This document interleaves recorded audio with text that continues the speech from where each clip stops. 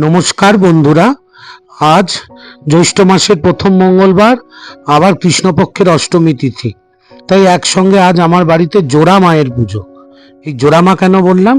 আমার বাড়িতে পূর্ব থেকেই মা মঙ্গলচণ্ডী এবং মা বগলামুখী প্রতিষ্ঠিত আছেন, তাই আজ দুই মায়েরই বিশেষ পুজো হবে। এখন সেই জন্য 108টি স্বর্ণচাপার মালা, লেবুর মালা, বিভিন্ন রকম মালা দিয়ে মা বগলাকে সুসজ্জিত করা হয়েছে।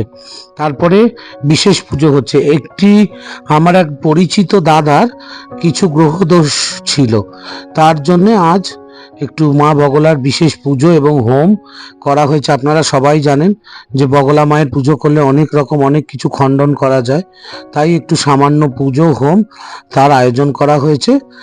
আমি এখন এই হোম যজ্ঞ করছি, সকলের মঙ্গলার্থে আহুতি প্রদান করছি।